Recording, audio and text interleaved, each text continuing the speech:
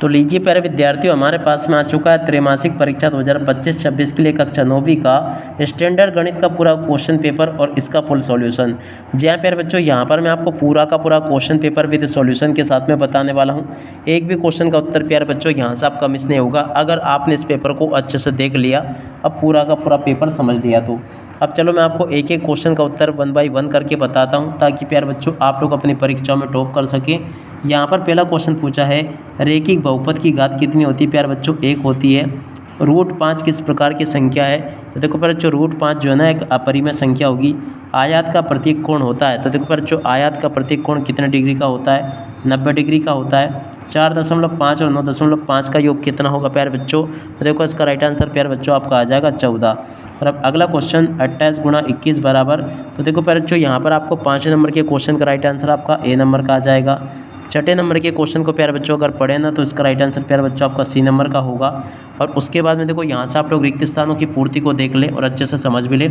पहला रिक्त स्थान जो पूछा ना प्यारे बच्चों, बहुपद बराबर 2x पर शून्यक, तो देखो प्यारे बच्चों इसमें आपका शून्यक क्या आ जाएगा? माइनस यहाँ पर आपको लिखना होगा 2.5, ठीक है। और अब अगला क्वेश्चन, दूसरे नंबर के क्वेश्चन का राइट आंसर प्यारे बच्चों 0 होगा। और तीसरे का राइट आंसर प्यारे बच्चों आपका आ जाएगा 2/3। और उसके बाद में देखो चौथे नंबर का जो क्वेश्चन प्यारे बच्चों पूछा है ना, इसका राइट आंसर आपका आ जाएगा, यहाँ से लिखोगे परिभाषित नहीं है। क्या लिखोगे? परिभाषित नहीं है।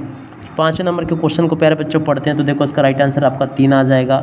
6 नंबर के क्वेश्चन को पढ़े ना प्यारे बच्चों, इसका राइट आंसर भी आपका 3 आ जाएगा, ठीक है। ऐसे आप लोग इसको देख लेना। चौथे नंबर का क्वेश्चन प्यारे बच्चों आपको ये दे रखा है। और उसके बाद में चलो आगे बढ़ते हैं, आगे के सभी क्वेश्चन और उन क्वेश्चन के उत्तरों को समझ लेते हैं। तो देखो प्यारे बच्चों आगे आपके पेपर में क्वेश्चन इस प्रकार से पूछे जाएंगे, आप लोग इनको देखते चलें और 1 बाय 1 करके सभी क्वेश्चन के उत्तरों को समझते भी चलें। यहाँ पर जो प्यारे बच्चों क्वेश्चन पूछा है ना, इस क्वेश्चन के उत्तर को अच्छे से देख कर जाना। तो देखो यहाँ पर आपके पेपर में क्वेश्चन दे रखे हैं, तो देखो यहाँ पर आपको 8752 में 5 का स्थानीय मान कितना होगा प्यारे बच्चों? तो देखो इसका राइट आंसर आपका 50 आ जाएगा। रैखिक बहुपद के कितने शून्यक होते हैं प्यारे बच्चों? तो देखो इसका राइट आंसर आपका 1 आएगा। √3 को 2√3 से गुणा करके मान लिखिए, तो देखो प्यारे बच्चों इस क्वेश्चन का राइट आंसर आपका 6 आ जाएगा। लट्टू का आकार किस ठोस आकृति के समान होता है? तो देखो प्यारे बच्चों लट्टू का आकार जो होता है ना, शंकु के आकार, यहाँ से आपको लिखना होगा गोले के आकार का होता है, ठीक है ना। और अब अगला क्वेश्चन 59/6 में शेषफल का मान क्या होगा प्यारे बच्चों? तो देखो इसका राइट आंसर आपका 5 आ जाएगा। और 0.25 और 0.4 का गुणनफल क्या होगा प्यारे बच्चों? तो देखो यहाँ से आपको लिखना होगा 0.1 होगा।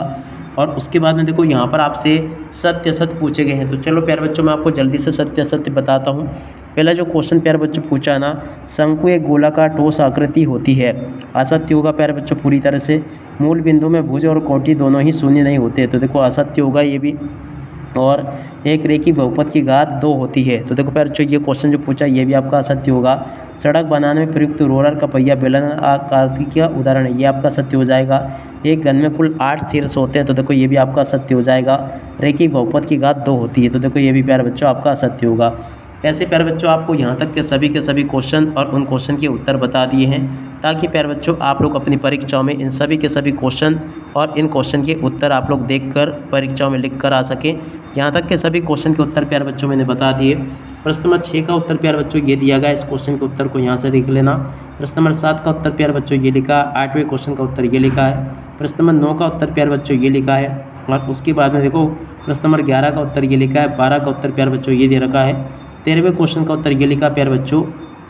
उसके बाद वाले क्वेश्चन के उत्तर को यहाँ से देख लेना।